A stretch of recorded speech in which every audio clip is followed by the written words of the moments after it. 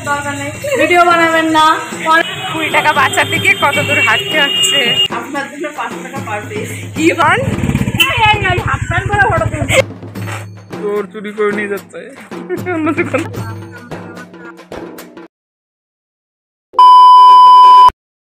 Hello everyone, the ফা বকাটে চ্যানেলে তোমাদের সকলকে অনেক অনেক স্বাগত।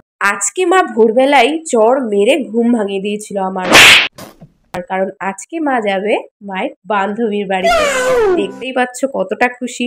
তারপর চলে গেছিলাম আমরা স্টেশনে, আর টিকিট না কাটলে আমাদের তো টিটিও ধরে দেবে এখানে। তারপর মা কিনেছিল আমার জন্য ফুল বিস্কুট। ছোটবেলা আগে এই বিস্কুটগুলো প্রচুর খেতাম, তারই মধ্যে দেখলাম ট্রেন চলে আসলো, কিন্তু আমাদের না। আর মায়ের সাথে বক বক করতে করতে আমার ফুল বিস্কুটের একটা পাপড়ি খেয়ে নিলাম। তারপর আমাদের ট্রেন চলে আসলো। আমার কিন্তু এখনো পর্যন্ত সেই পাবলিক প্লেসে ভিডিও করার মতন সাহস হয়নি, কিন্তু মা বারবার বলছিল কি রে ভিডিও কর। তারপর চলে আসলাম আমাদের ডেস্টিনেশনে, অর্থাৎ বারাসাতে। এখান থেকে টোটো বা অটো ধরে আমরা যাব বেড়াবেড়িয়াতে। 20 টাকা বাঁচাতে গিয়ে কত দূর হাঁটতে হচ্ছে।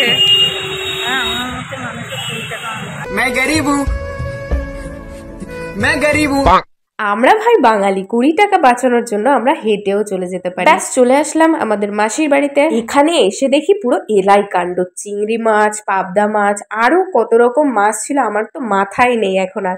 আর এইটা হচ্ছে আমার মাসির মেয়ে, মানে আমার দিদি, আর এটা মাসির ছোট ছেলে, মানে আমার দাদা। কি জন্য মাসির বাড়িতে এসেছি সেটা তো তোমরা বুঝেই গেছো, কিন্তু কার জন্মদিনে এসেছি সেটা বুঝতে গেলে তো ভিডিও শেষ পর্যন্ত দেখতেই হবে। সবাই মিলে এখানে মাছ কাটছিল, আর আমার মাতাশ্রীও মাছ কাটছিল।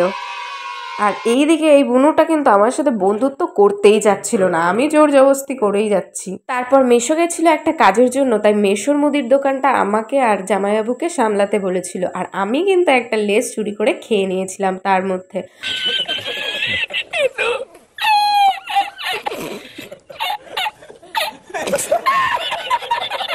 আর সব থেকে বেশি আকর্ষণ করেছিল আমাকে এই অ্যাকুয়ারিয়ামটা। আচ্ছা, এই মাছগুলো কি খাওয়া যায় না?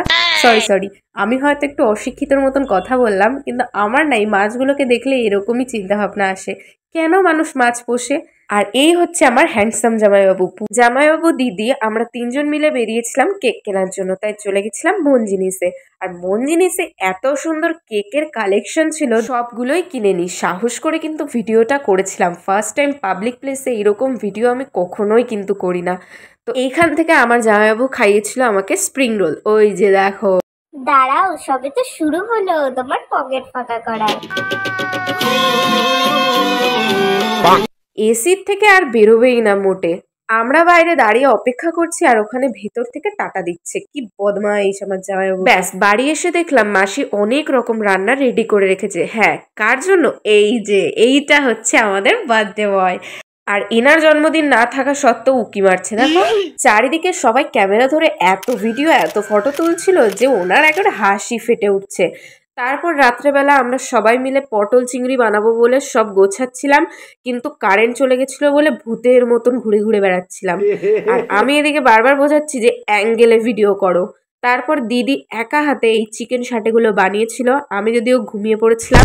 কি রান্না করছেন আজকে আমাদের একটু বলুন। ও, তা কত করে বিক্রি করছেন?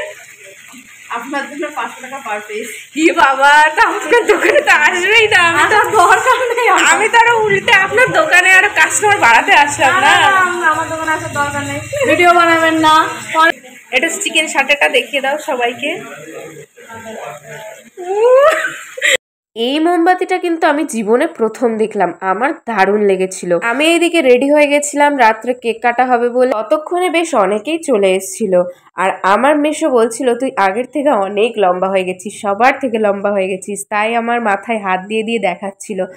আর এইদিকে এই যে বার্থডে বয়ও রেডি কেক কাটবে বলে, আমি সবাইকে নিমন্ত্রণ করে যাচ্ছি যে আমার ব্লগে চলে আসো। তারপর ব্যাস আমাদের সেলিব্রেশনটা শুরু হয়ে গেল। এই সেই কেকটা, আর কেক কেটে খাওয়ার থেকে কিন্তু মাখামাখিটাই বেশি হয়।